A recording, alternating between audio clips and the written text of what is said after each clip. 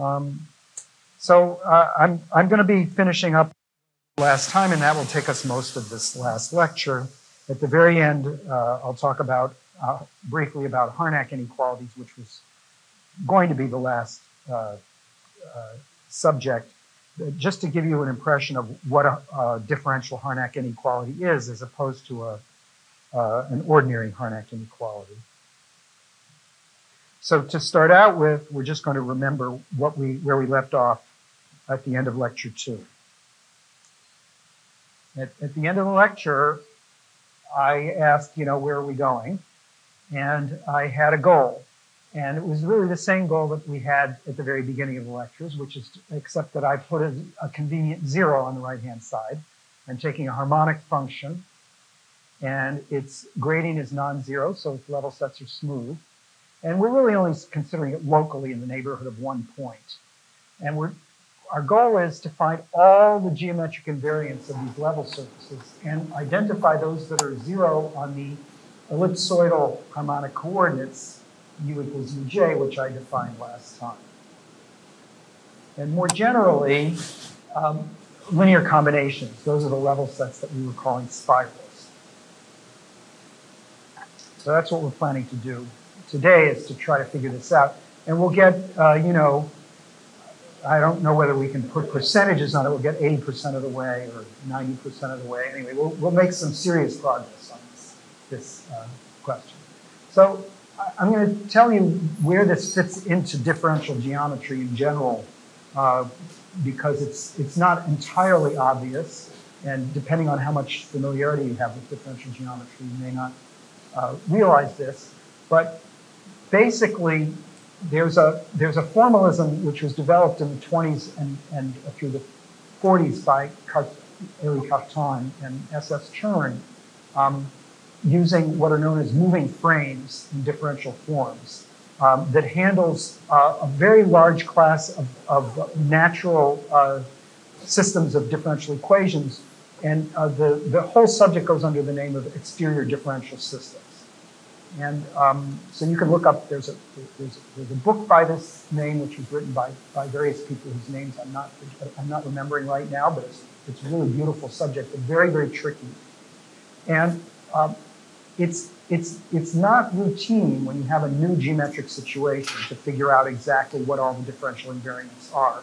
You have to just do it by hand in each case, but there is a general pattern. There probably is something systematic, but people haven't really found it yet.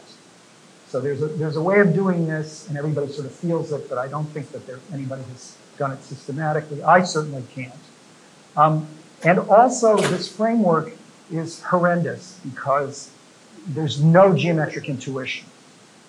And so it's impossible for me to tell what to do next based on this mechanism, even though it's a little more automatic than the one that we're going to follow. So instead, what we're going to do is look at Riemannian and affine geometry, which you may not have learned about yet. And we're going to discuss it very shortly, and then model our geometry on what you see in those subjects. Okay. So what we're starting with, let's see, I have a little thing in the way here. We're starting with the standard Euclidean metric on all of Euclidean space and the exterior derivative of u, and a frame of the tangent vectors, the ones which annihilate u.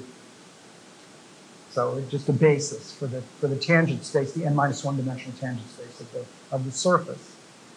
And what we're looking for are all of the associated connections. Those are affine connections, which is part of differential geometry, and tensors, the other part of differential geometry, and all the equations relating. And that's the goal. That's what you do in Riemannian geometry. That's what you do in affine geometry. So I'll show you what that looks like in those cases, and then we'll try to mimic it somehow in our context. So I'm going to tell you the story of ordinary geometry now. This is a rapid-fire one-semester class in differential geometry, all right? And we're going to explain it on this slide, and then I'm going to explain it in a little more detail so you can see what you're doing a little bit more explicitly. And then you're just going to be stuck with it because that's all the time that I have to devote to this. So it turns out that differential geometry, which was invented maybe by Riemann and perfected by various people, got an enormous kick in the pants when Einstein started the general theory of relativity. And the mathematicians realized that they had missed an enormous amount and had to think about these questions much more thoroughly. And one of the people who was doing this, one of the main people, was Levi-Civita. The first thing you need to know about him, and maybe this is important when you study him, he's one person, okay, not two people. Okay. Maybe that isn't the most important thing. Anyway, I looked him up because it turns out that he actually talked to Einstein and he fixed some of Einstein's calculations. So it's not just so. Right around that time when Einstein was proposing general relativity, he was working directly. And this is a very, very important part. And it's been paying off for a century since then, since the, say 1917 or whenever it is that Einstein first proposed it.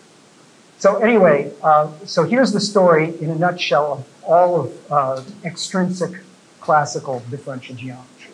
You start with a surface, a smooth surface. It has a unit normal, which I'll call n of n or n of x. And there's something called the first fundamental form, which is a quadratic form which gives you the length of the dot product of a pair of vectors. And it's really just the ordinary dot product, which is what g of 0 x, y is. That's the dot product in Euclidean space, except that all I'm doing is I'm just restricting it to the tangent vectors. So this is just totally explicit, and that's called the first fundamental form. Okay? And it's denoted G. It's a bilinear form in these two vectors, x and y, which are tangent. And then there's only one formula in the whole subject, and everything else follows from it. Okay?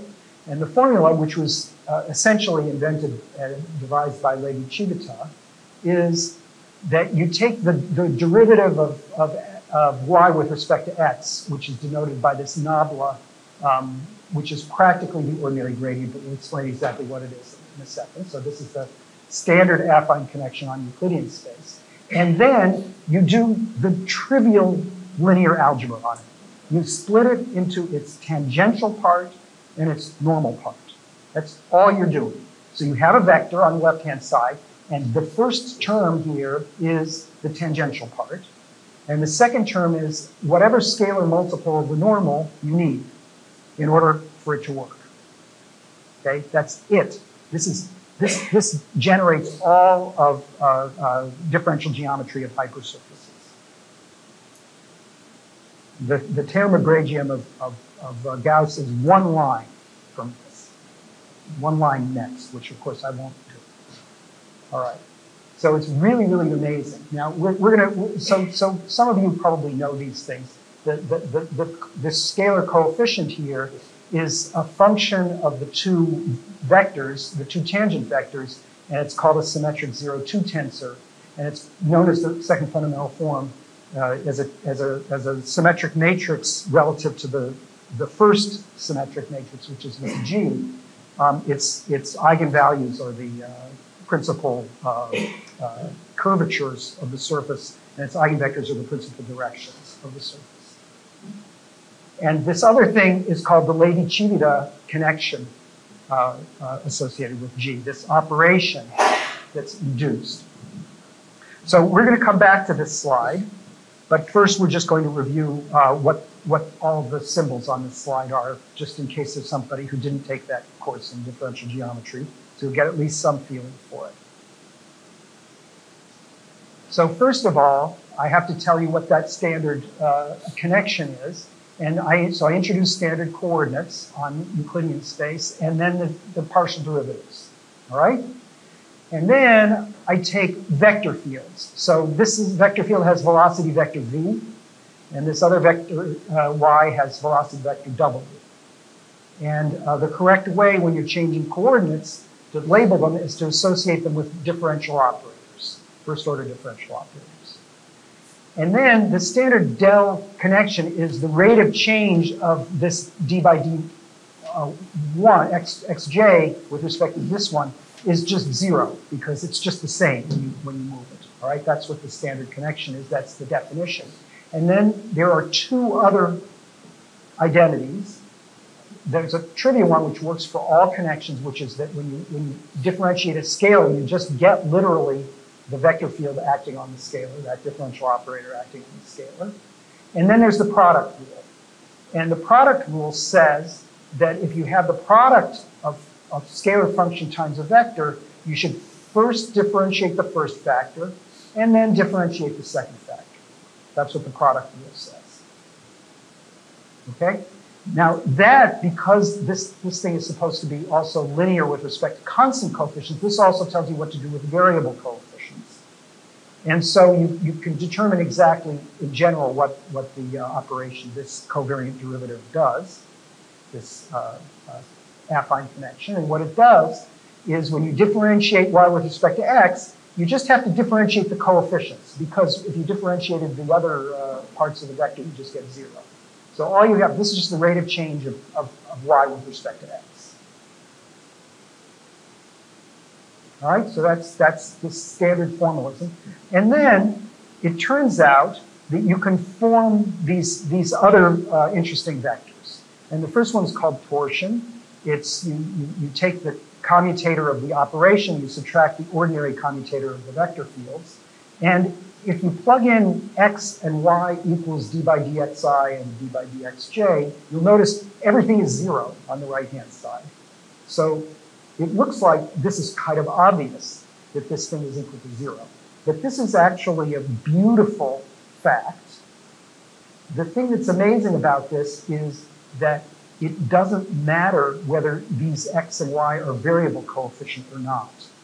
It still gives the same answer. And that's what a tensor is. A tensor is something that is only depends on the vector at the point, not how it's smoothly extended to other points. Everything on the right-hand side is 0. Meaning each one of these individual terms is just a 0. That's the whole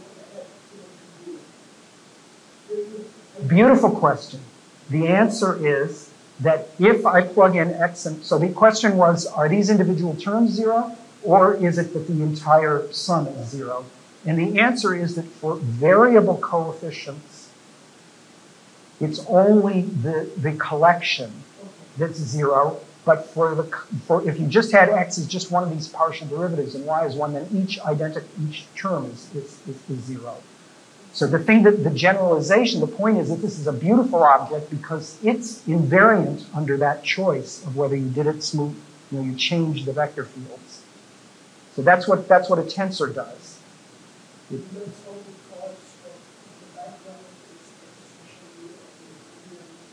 Yeah, right. So in other words, I can check this on a basis in the x variable and the y variable, and then I just checked it because it's a tensor. But checking that it's a tensor is a non-trivial step. Checking that it doesn't matter how you extend it outside. That's the key thing about tensors.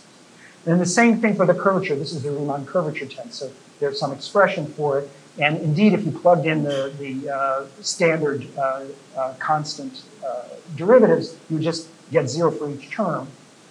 But if you do it for general vectors, it's also identically 0 because it's a tensor in all. Well, this is really what's called a 3-1 tensor because the answer over here on the other side is a vector. There are 3 input vectors and there's 1 output vector. Okay, so this is the Riemann curvature tensor. This is the torsion, and it happens for the standard structure. The Riemann curvature is defined by this.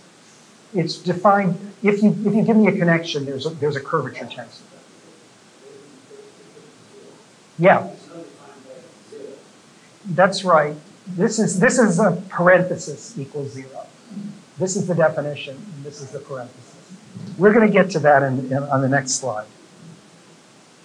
Okay, so the next slide, we're just going to plug in a general connection, a general affine connection. So all I did here is I replaced the del by d, another symbol, and there's only general connections, the affine connections. The way they work is you just have to specify these coefficients, which are called the Christoffel symbols. And once you've got those functions, Everything else is determined by the rules of what a connection is. And you can assign those functions arbitrarily. So every single choice of those gammas will give you an affine connection. Right? And so the rules are the same, except in this spot, instead of putting 0, I put this different thing, and then everything else is the same. The derivative of a scalar is just operating by x. The product rule works. You can define the torsion, and notice I don't have equals 0 over here, right? Doesn't have to be 0. Of course, it might happen to be 0. And if it's identically 0 in both of these cases, then it's actually isometric. It's exactly the same as the flat structure. So flat and torsion and Riemann curvature tensor equals 0 is called flat, which is just ordinary Euclidean space. Okay, so now there are other interesting tensors. And another example of a tensor is a Riemannian metric, which would be a thing which is denoted this way, and it's a bilinear function on vector fields. I'm sorry, I managed to blow it and use v and w here instead of x and y, but this is supposed to be consistent, but I think I changed notation at some point. I apologize. These are the same coefficients, all right? There's a Einstein convention where you have these lower indices and these upper indices, and you just drop the sum and you just sum them together, which I may accidentally use at some point. But anyway, it's very convenient, but sometimes I might use it. All right, anyway, this is what a Riemannian metric is, and the standard one is just the identity matrix. All right, so we're almost through with our review of all of differential geometry. Suppose you have that the Riemann tensor is equal to 0 everywhere, but the suppression tensor is not equal to 0. Is there an easy way for that tensor? The question is, what happens if Riemann tensor is 0 and the torsion is not 0? And the answer is, the short answer is, I don't know. Probably somebody thinks about that. I don't, and every single connection that I'm going to consider will have torsion 0. Thank goodness. So I don't have to worry about that question, and believe me, we have enough to worry about. All right, so here's another key fact, which is the last thing that I have to explain about differential geometry. So the product rule extends in an extremely simple way to all tensors. You can, if you differentiate G evaluated at y and z, see G evaluated at y and z is a scalar. So that by definition is what I put to the left here. All right? So this first equation is a definition of what's on the right-hand side is defined by the left. So that's nothing new. And then the rule for is the product rule where you distribute, the dx can hit the g, it can hit the y, or it can hit the z. So there are 3 terms on the right-hand side. And the first one is the one which we don't even know what it is yet.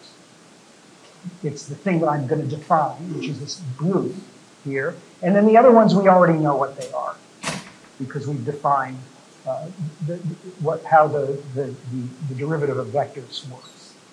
Okay? And so that defines, the one thing in the equation that's not defined is defined by this equation. All right?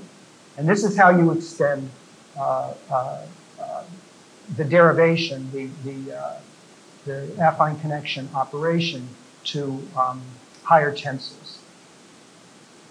And the definition of the Levi-Civita connection is that it's compatible with the metric in an appropriate way. And what compatibility means is a whole family of equations. And the first one is that the G is symmetric, which means it's torsion 0.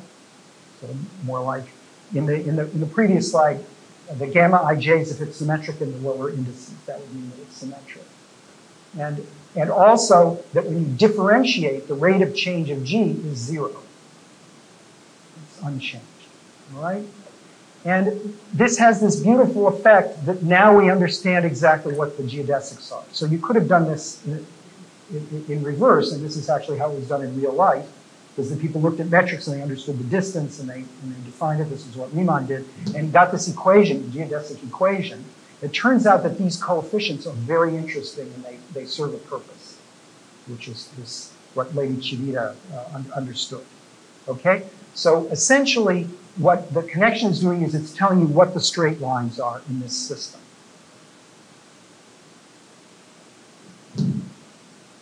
Okay, so now we're going to go back, and I'm just going to repeat what I said before. What I said before is there's something called the induced geometry of hypersurfaces, which you get from taking the standard connection, which is this del, on ambient space, and then inducing a connection on the surface. All right? And it's exactly the Lady Civita connection. It's the one, it turns out to be exactly the one which is compatible with the metric G. So that's the insight that Lady Civita had. It's extremely, extremely useful. And an interesting feature is the fact that the original connection was symmetric means that the induced connection is symmetric and that A is symmetric. It gives you, it's a twofer because there are two components here and you get extra pieces of information from that symmetry. So you get that for free, and that's one of the main reasons why we're only going to have to deal with symmetric connections, is that we're going to do this induction process, and we'll start with a symmetric one, and we'll just keep on getting symmetric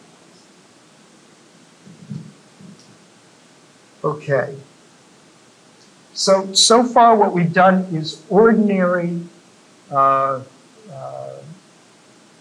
classical differential geometry. And what we have are objects which are relevant to us, because if I take the surface, I can certainly take its normal, and I can do all of this. This construction is perfectly appropriate for the level surfaces that I consider. Of course, I'm not getting anything more than ordinary geometry, but I'm getting differential geometry. Okay?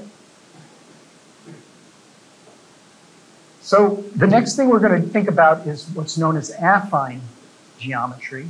And affine geometry is the geometry which is invariant under the general linear group, all matrices. So Riemannian geometry is invariant under the orthogonal group, or maybe the special orthogonal group. Maybe there's an orientation if you want to throw that in. And affine geometry is invariant under it. So that means that the sphere is the same as an ellipsoid. That was exactly. So we know we should need to do something sort of like this because we knew we encountered ellipsoids. And it is almost the same as ordinary geometry. But you maybe have never seen it before. So there's this amazing object, which I'm denoting by nu, which is called the affine normal.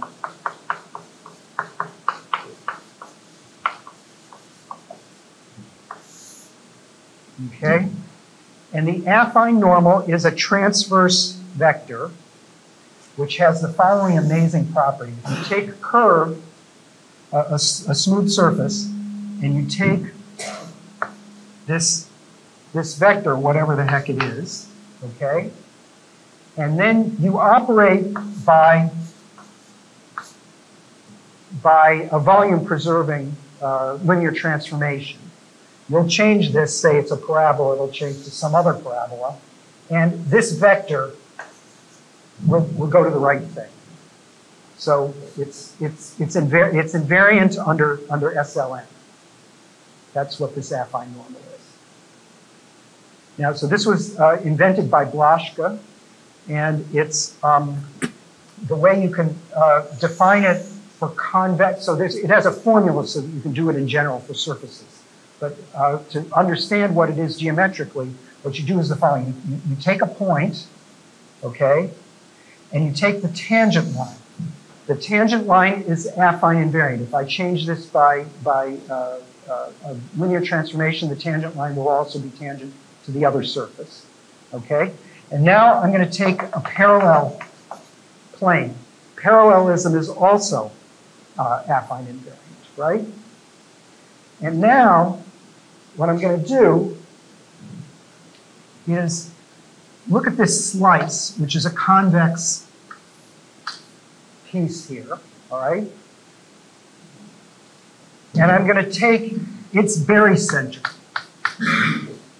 all right? Its center of mass of that slice. And the barycenter, all of these things, this is also affine invariant, okay?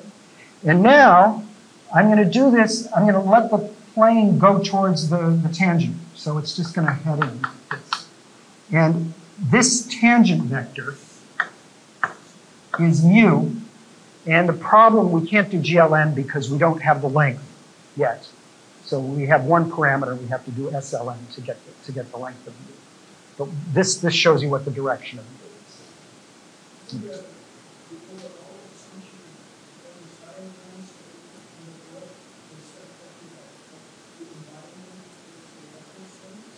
My assumption is that I'm in Euclidean space, yes.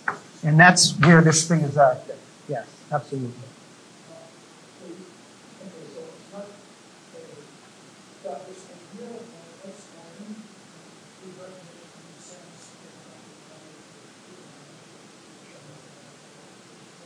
That's correct. We're talking about something which is just as in Euclidean, just when we do differential geometry, rigid motions are what preserve the metrics. The rigid motions of Euclidean space are what preserve the metrics. Okay. Okay, so we're almost done with that. So that was just, I didn't really need to tell you that, but I just needed to tell you that it was SLN invariant. But now, all I'm going to do is exactly what I did before, all right? So what did I do before? I took the ordinary standard connection, and I did some linear algebra. I split it into its tangential part. And now I'm just doing, instead of the normal part, I'm picking this other transverse direction. That's the only change. And then it's, obviously this is a well-defined object. And then it turns out that the symmetry of this connection means that this other connection is symmetric, and that this quadratic form, which is called the first fundamental form, A1, is also symmetric. So there's this beautiful quadratic form, and there's this beautiful induced connection. And these, it turns out that, you know, only the direction of mu matters to define this. So this one is already GLN invariant. This one is only SLN invariant because there's that extra scalar factor there. But it's getting close, right? It's only SLN invariant. Now, why is it called the first fundamental form when in ordinary geometry it's called the second fundamental form? The answer is that G, the original first fundamental form, is not GLN or SLN invariant at all. So this is the first one because there isn't a G. Okay? If you're looking for affine things, this is the first quadratic form that's interesting. You don't have the other one. We do because we're starting with harmonic functions and we know about Euclidean space and so on. So we have G, but we also have this A1. Okay, now.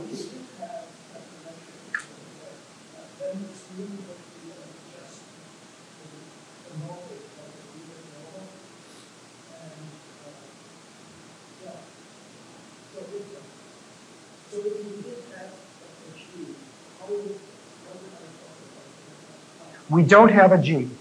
We only have G0. I mean, we do have G but it's just not part of this part of the structure. We're going to use G2. It's just that this will be something else that we'll use. So in other words, we have an interesting tensor G. We have an interesting two-tensor A1. And we're just getting more and more and more of them. All right? We're going to use them all. All right? So now, in differential geometry, I really lied to you, right? There's other things in differential geometry besides what I did in my semester class. There's something called the shape operator. And the shape operator is what you get when you differentiate another time. So you differentiate the ordinary normal, you get the ordinary shape operator. You differentiate our new affine normal, and you get the affine shape operator. Okay? And it turns out that you can use it to define a second fundamental form. And it's natural because it turns out that this S, this shape operator, is symmetric. The other miracle of this shape operator, by the way, is that this turns out to be a tangent vector, which is the same thing that happens in ordinary geometry. And then there's something fancier called the Fubini pick, which is just differentiating. All you're doing now is you're just keeping on differentiating. So we differentiate with respect to our new connection. We differentiate the first fundamental form, and we get a 3 tensor, which has an x. Ooh, there should be a y here and a z here. So there's a misprint, right? That should be y and z. Okay. Now, this stuff is also semi-classical, I would say. You see Fubini and Pick are mentioned here, so obviously these names go back a ways. This is the tool that Calabi used to show that, to characterize the entire solutions of the Monge-Ampère equation. And it's because of this symmetry. So there's a huge amount of work that was done. It's a really brilliant work by Calabi in the 1950s. Using this to solve differential equations. It's essentially the Liouville theorem for the Monge-Ampère equation. Okay, so this is a fantastic stuff, and this is what we want to mimic now in our context. So here's how it works. I'm going to introduce a new thing, which is going to play the same role as the affine norm, and I'm going to call it the harmonic norm. And it's the simplest thing you can think of, maybe, I don't know. It's as simple as it gets.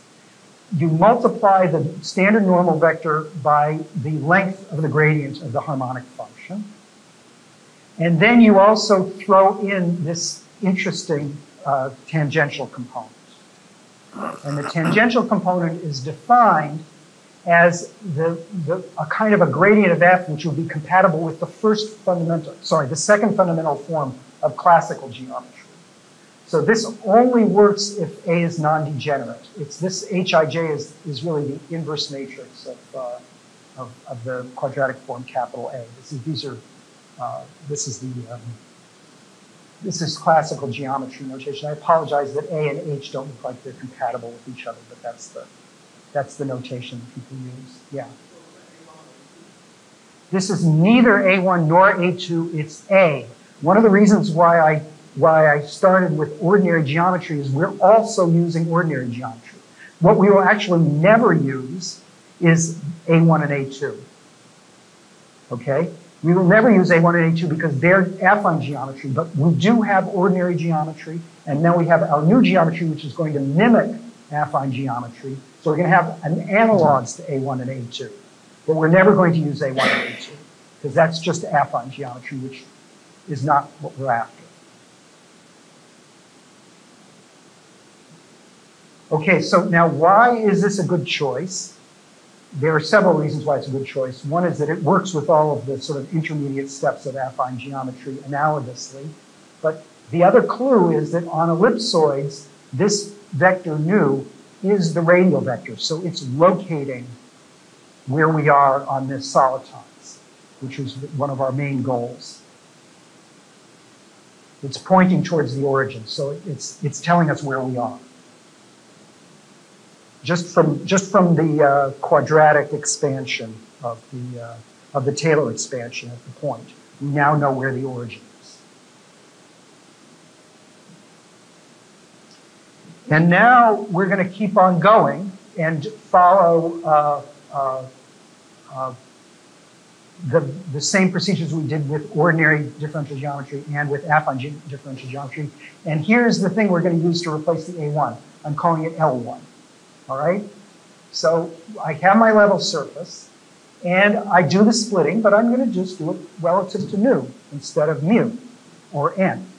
So you could do it with respect to the normal, you can do it with respect to the affine normal, you can do it with respect to my normal.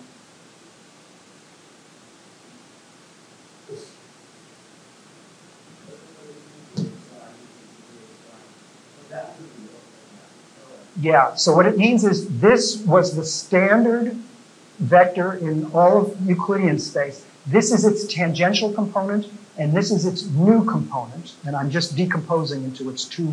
So I'm doing linear algebra here. Yeah. Okay, all right. So everything is supposed to be analogous. So part of why you think that you can think that you have the right thing here is that the flux, which is a quantity which I care about, this is this, remember there was that conservation analog with mean curvature flow here, is covariant constant. That means its derivative with respect to, so now this is as an n-1 tensor. It's a volume element. So you have to interpret this covariantly, but this object is covariant constant with respect to the connection D on the surface. Okay, so that's part of why it was cooked up this way. Okay, now we have to keep on going with all the other higher invariants. So the next one is what's called the cubic form, which is the derivative with respect to our connection of our first fundamental form, our harmonic. So we have our harmonic connection, our harmonic first fundamental form, and now I managed to get a y and a z correctly in the slots. There are three, it's a three tensor with three entries, x, y, and z. And I managed to define it correctly on this slide. And then there's a shape operator, which looks exactly the same kind of definition. And then, by miracle, the first main miracle is that this object turns out to be tangential. So this is really an operation which goes from the tangent space to the tangent space. So if you don't have this, you don't have a geometry that works. That's one of the keys to these kinds of geometries. And then it also is symmetric with respect to L1, so we can introduce a second fundamental form, which I'll call L2.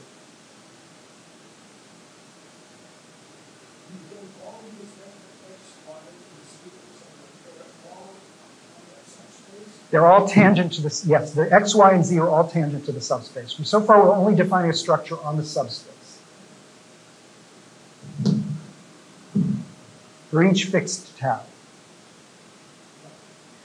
Okay, the properties that indicate that this is a natural choice are, first of all, that this Fubini pick, well, the analog of Fubini, which is cubic form, is identically zero if and only if the surface is a quadric. And if you take this case, this one of these model cases, this L2 is on the nose, a constant multiple maybe of the unit sphere. It's the unit sphere. I think it's actually even identical to the unit sphere. I haven't paid attention to the concept. The point is that independent of tau, so we're doing differentiation. Now, I should warn you, I maybe mentioned, so affine geometry has been around for a while, and I accidentally reinvented it and then discovered some of it is in a book. But nobody looks at families of surfaces, as far as I know. And so they look at individual surfaces. And so this is the first indication that we've sort of gone beyond the kinds of things that people expect in affine geometry. And we have something which is really directly related to our harmonic functions. Okay, what's next? Well, the next is a third fundamental form. Okay, so here's the definition of the third fundamental form, just in a special case. You form the following matrix B. So B is the matrix of L2 relative to G. Remember I said I was going to use G? I'm going back to the first fundamental form of the ordinary Euclidean geometry, the thing. And I'm taking the matrix of L, well, maybe the inverse matrix of L2 relative to G. Anyway, I'm doing it this way. And then I'm taking the characteristic polynomial of that matrix.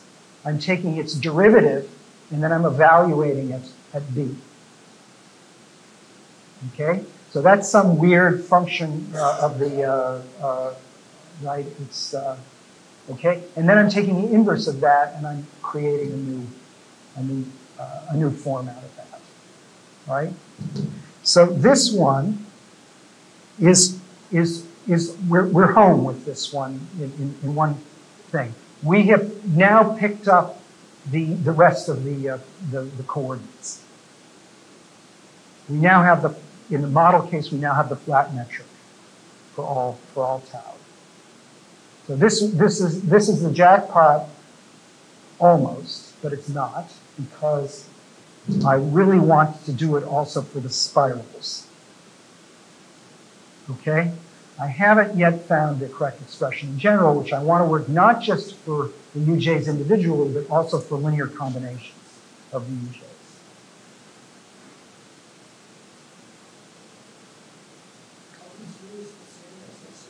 Yeah, these are the capital U's. These are the harmonic ellipsoidal coordinates, which had those formulas, which in 3D were expressed in terms of Jacobi functions. That's what they are.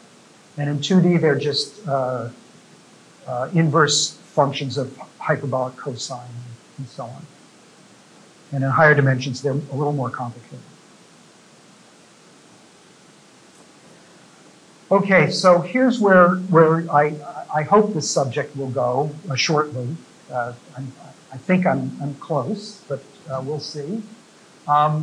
So you start with this harmonic function. You assume that its gradient is non-zero, and you also have to assume, in order, so far at least, for me to define everything. Maybe you can do this in the limit, but anyway, in this generic situation that the second fundamental form, that is, the curvatures are all non-zero. The principal curvatures of the surface are all non-zero. And then you can make all these definitions, and once I get it for the spirals, I'll have a metric L3, and that's going to be flat for the solids. That's what I'm aiming for. So in particular, it's certainly the Levi-Civita connection is symmetric. That's by definition. And the point is that the Riemann curvature tensor associated to L3 is identically zero on the model, on the solid time. And so what you want to do, and this is what mimics what Hamilton did, is you want then to act by, instead of the parabolic operator, you want to act by the natural elliptic operator. And you sort of recognize this from before. This is almost the Laplace-Beltrami operator on the surface. The only thing that I fiddled with is that I chose a different connection here, which just mucks with the lower order terms to make them nicer. Okay? This should have a much cleaner formula because it's very compatible with L3 rather than with G. But basically, you're taking the Laplacian of this, except that this is in the sense of tensors. So it's a rather complicated gadget. Okay, and the hope is that it comes out to be this incredibly clean thing. We close the equations, and we have something that we can now work with and use the methods of Hamilton to get differential inequalities for it. Okay? Formalism, I called it. Formalism.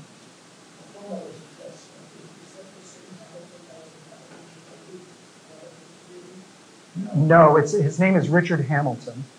He started working on Richie flow, which he invented in 1982, and through the 90s, through about 95, he proved fundamental theorems about it. And then his work was taken up by various postdocs. Chow and Chu made an important contribution, and then Grisha Perelman used his work to prove what's called the geometrization theorem, which is the analog in 3 dimensions of the geometrization so it's the analog of uniformization of all manifolds. All 3 manifolds now are endowed with 9 geometric structures, and they're completely classified. And this solved a huge problem, which was conjectured starting in the 70s. Which is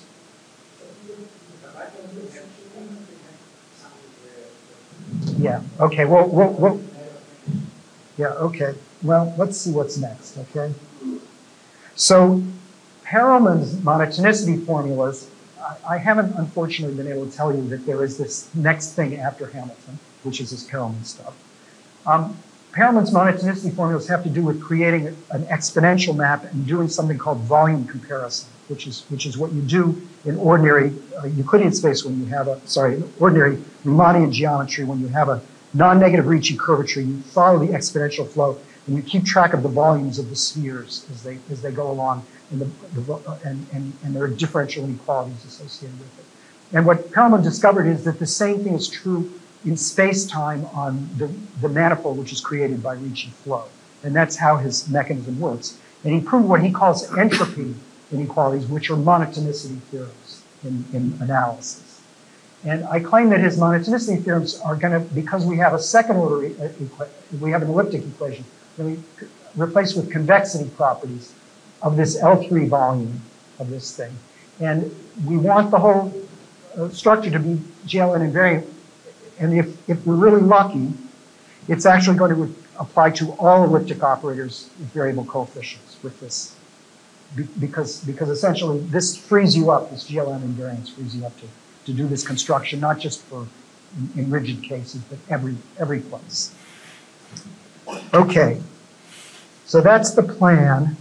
But now we're going to just mention one more thing, and then I'll try to give you some clues about other stuff.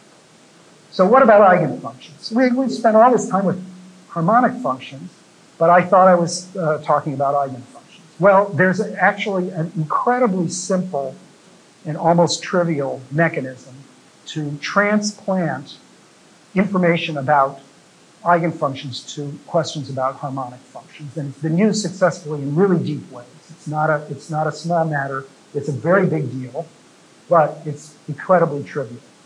You just take an eigenfunction, C, which has eigenvalue minus k squared, and you just add an extra variable, you multiply by e to the ky, and then you'll get a harmonic function one dimension up. Okay? And it turns out that the properties of the harmonic function, if you understand some good properties of that, you'll get all properties of the eigenfunction, especially level sets. So this is totally reasonable. And so in order to understand eigenfunctions in the plane, I had better understand harmonic functions in 3 space, which was the one that we were sort of emphasized the most. That's where things really are going to be relevant to eigenfunctions in 2 dimensions. So it's going to be tricky. Okay, so what am I going to do next here? Well, I'm going to explain to you some other ingredients. This is little pieces of what I was going to say in my 3rd lecture. So we finished lecture 2 now.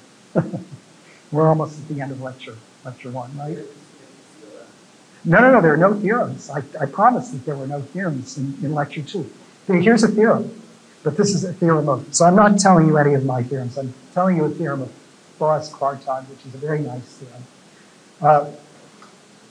So this has to do with the directionality. Remember I told you that I want to show that something like this, that some directional derivatives are non-zero. Okay? So Kvartag has a theorem which is sort of like that. What he says is if you have a convex domain and you take one of these, you take the eigenspace of the first non-trivial eigenvalue for the Neumann problem, then if you integrate the gradient over the entire domain, you'll never get the 0 vector. Okay? So it sort of has some kind of directionality to it. All right? But this is globally. So equivalently, if you take the map from the eigenspace to Rn, which is given by, you take C and then you integrate it and you take its gradient, this is an injective map. All right? That's just the same statement. Now, there are some immediate corollaries of this. One of them is that the dimension has to be at most n. Well, you have an injective map into an n-dimensional space, so it's a most n. But also, if the domain is symmetric, then the eigenfunctions have to be odd, because when you take the gradient, that would be even. Sorry, if you take the if you have one that isn't odd, then by symmetry you can create an even one. And then the even one will have gradient which is odd, which will integrate to 0. So that's a contradiction. You can't have that. And what I'm trying to say, the hotspots conjecture is a localization of Clartog's theorem. It's saying that this injectivity works point-wise, not just in the average. It works at each point inside. That's equivalent to what I said before about the gradient not vanishing. So now the last thing that I'm going to tell you, because I never had a chance to say, is a little something about what a differential Harnack inequality even is. Okay? So I'm going to tell you about the most basic differential Harnack inequality. So a Harnack inequality is a ratio between the values at 2 points of a harmonic function which is positive. And you can write in a differential form by saying that the derivative of the gradient doesn't move very, isn't very large. It's bounded above.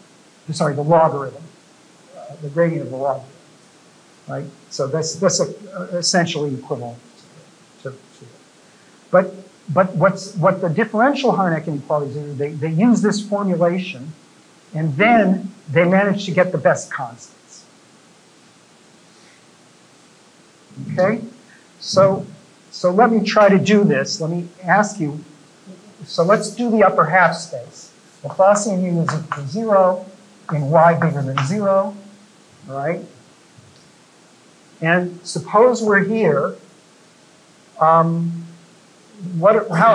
big is the gradient of the log of u? Okay?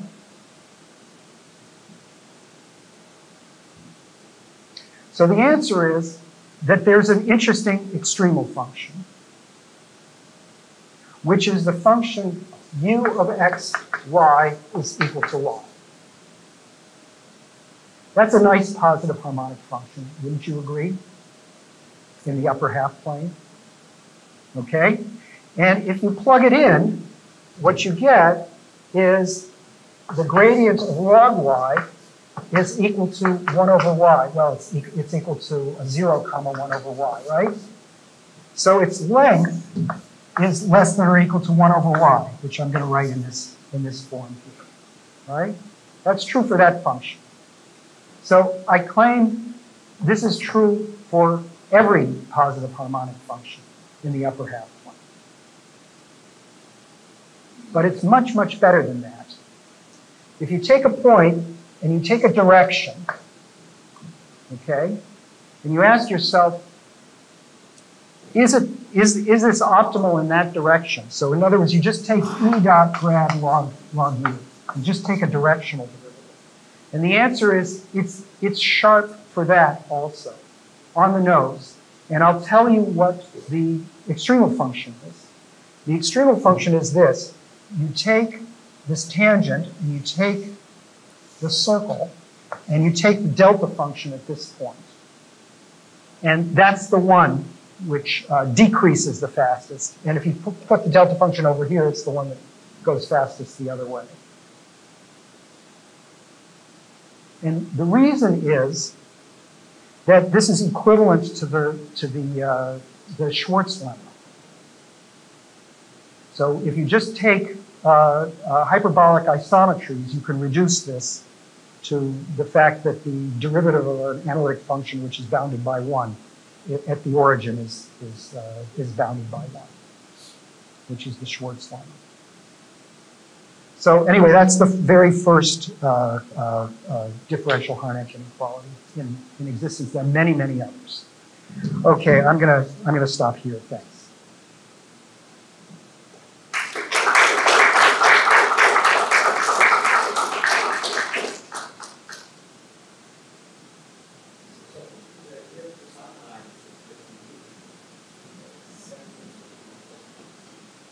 What's the conclusion?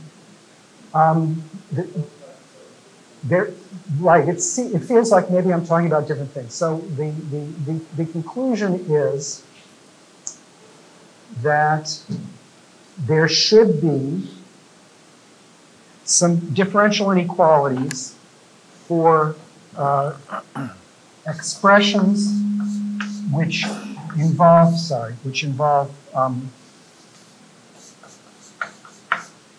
this scalar factor times some curvatures, all right? The one that Hamilton, maybe I'll tell you, Hamilton's expression it looks a little bit like this. So let's see this.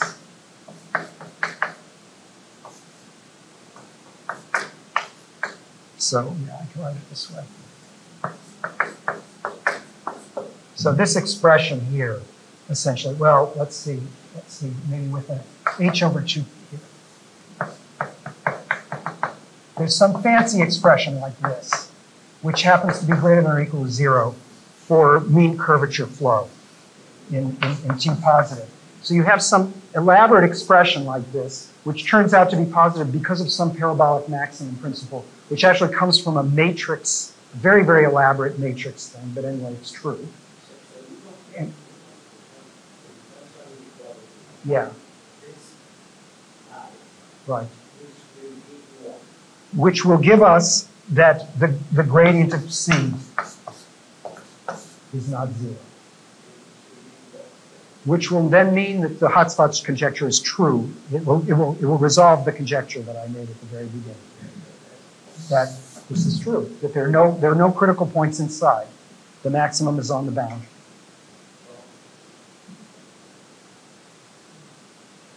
That's one goal. There are many, many other goals, which, you know, I'm sorry, there's a lot to this subject. Yeah.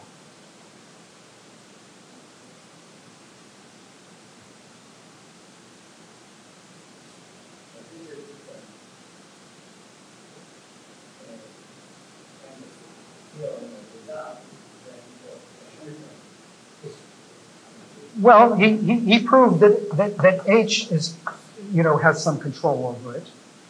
And I'm doing it for, essentially, for this guy here. In other words, it's analogous. It's definitely not the same theorem. It's supposed to be analogous. He was moving by mean curvature, and he had a parabolic equation, nonlinear parabolic equation. I'm moving by level sets, and I have a nonlinear elliptic equation.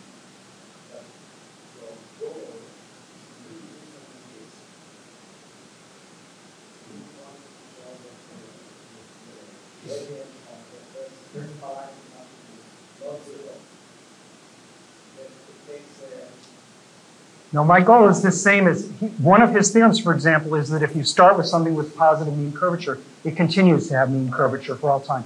All of these theorems have parallels, and he has this pinching theorem, which was related to another of the questions. All these theorems have analogs. They're not identical statements. They're just sort of in parallel.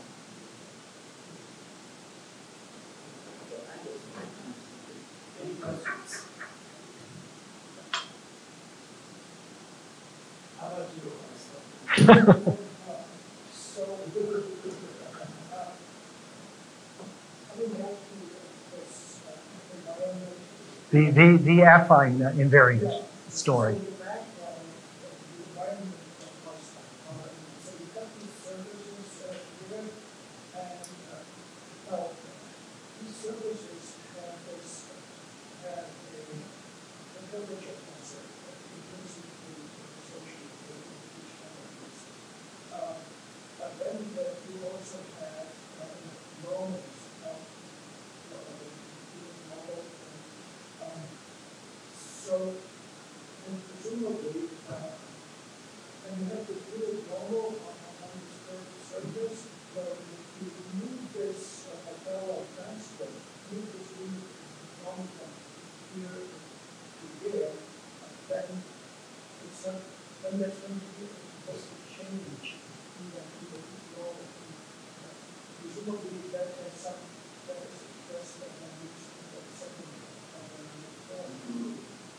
And so the question is, the curvature of the surrounding of this matter, that's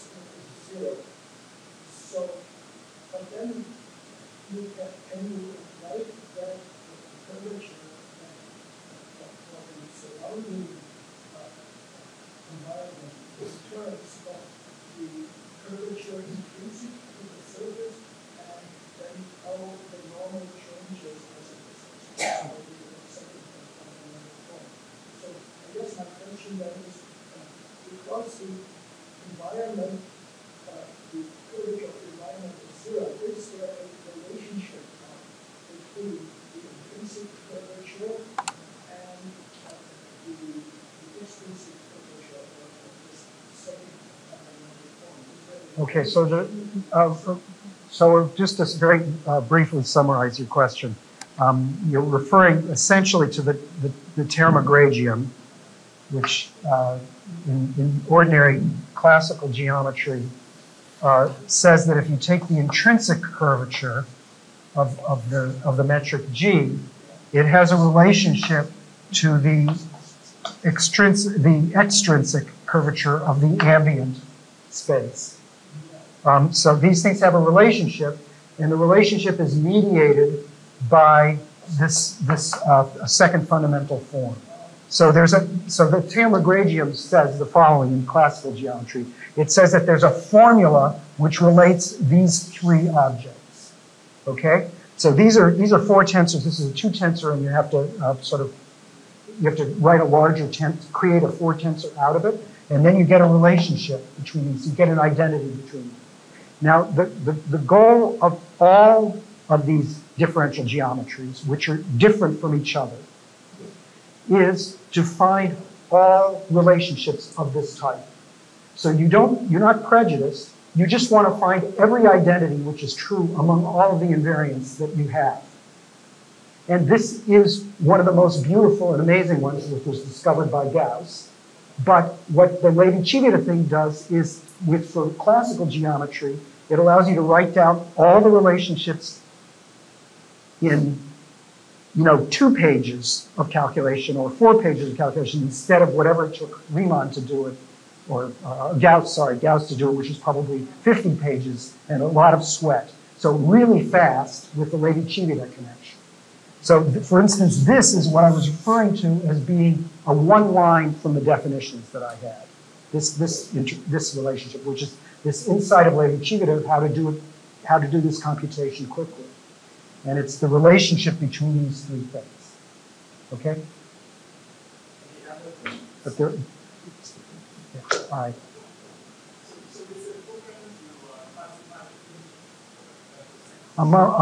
Yeah.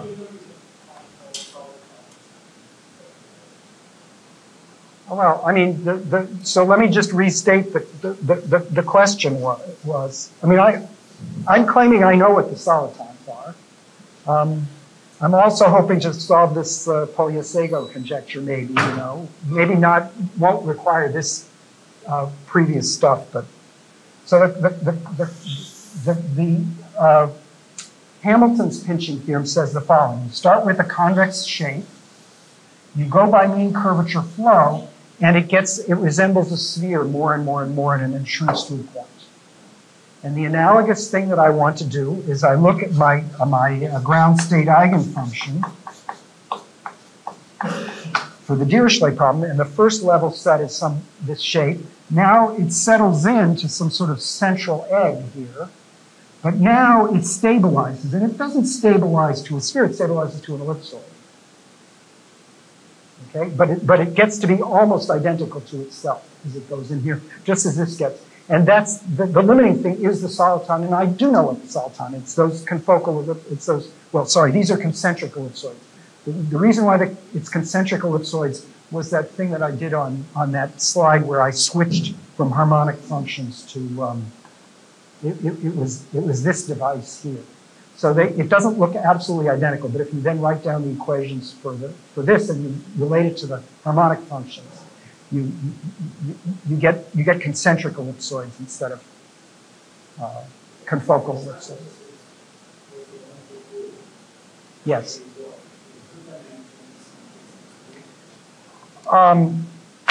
Yes. In 2 dimensions, it's true long ago and by completely different methods.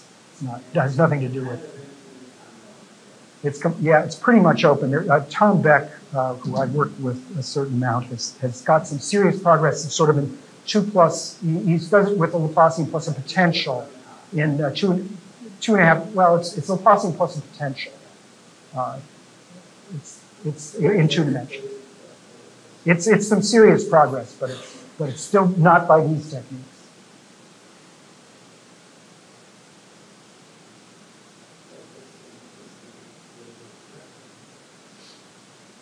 Yeah.